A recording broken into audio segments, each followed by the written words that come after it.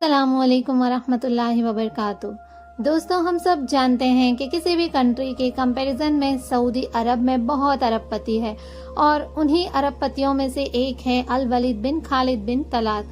वो कहते हैं ना कि एक तंदुरुस्ती 1000 नेमत होती है।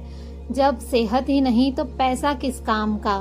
इसका अंदाजा आप आज की वीडियो से लगा सकते हैं और आज की वीडियो देखने के बाद दिल से अल्लाह का शुक्र कीजिएगा। अल्लाह पाक ने हमें नेमतों के साथ साथ तंदुरुस्ती जैसी अजीम नेमत भी दी है। अल्लाह से कोई शिकायत नहीं, माशाअल्लाह।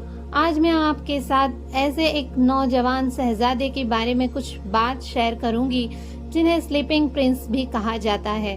दरअसल ये शहजादा सन 2005 से सो रहा है, आज तक नहीं जगा।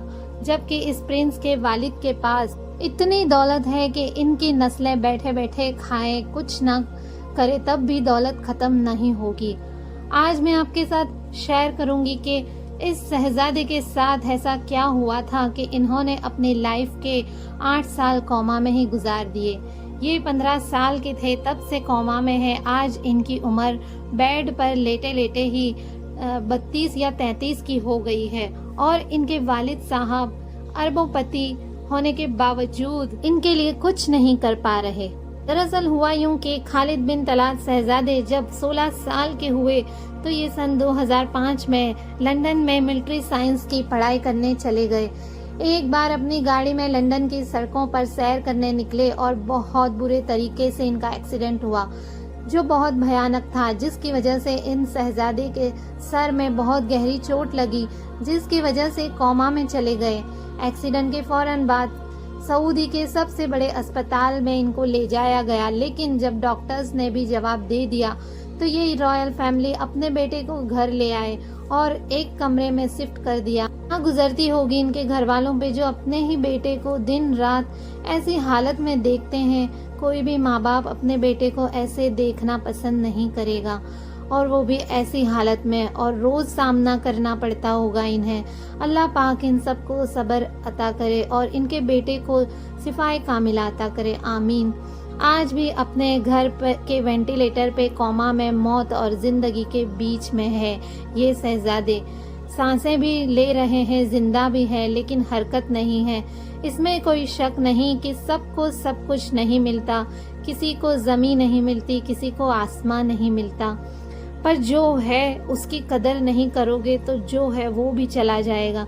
इसलिए हर वक्त अल्लाह का शुक्रगुजार होना चाहिए। और सन 2005 से लेकर 2023 तक इस शहजादे ने 2 ही बार हरकत की है। एक बार इन्होंने किसी की आवाज़ सुनने पर अपनी उंगलियों को हिलाया था, जिसकी वीडियो सोशल मीडिया पर अपलोड की गई थी। जाहिर सी बात है कि शहजादे की हरकत करने की वजह से घर वालों के दिलों में कुछ उम्मीद जगी है, लेकिन अल्लाह की मर्जी के बगैर एक पत्ता भी तो नहीं हिलता।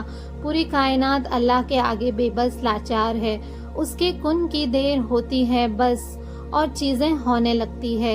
माशाअल्लाह, अल्लाह बस हमें आजमाता है और हमें भी हर आजमाइश में साबित कदम रहना चाहिए, सब्र और शुक्र के साथ। इस स्टोरी में ये बात साफ साफ नजर आती है कि इंसान के पास पैसा, बंगला, गाड़ी, दुनिया जहान की नेमतें हैं, लेकिन बगैर ईमान और सेहत के कुछ भी काम का नहीं है। हर चीज पे तो अल्लाह ही का राज है।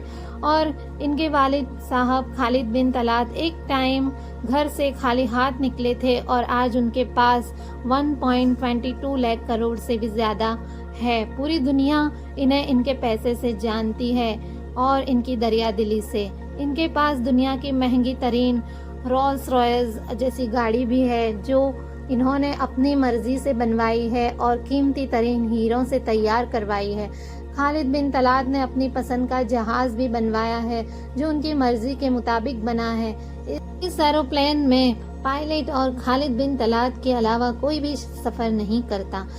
और इसके अलावा अगर इनको समुद्री सफर करना हो तो इनकी मर्जी के मुताबिक बनी याट में ही सफर करते हैं जो बहुत आलीशान है।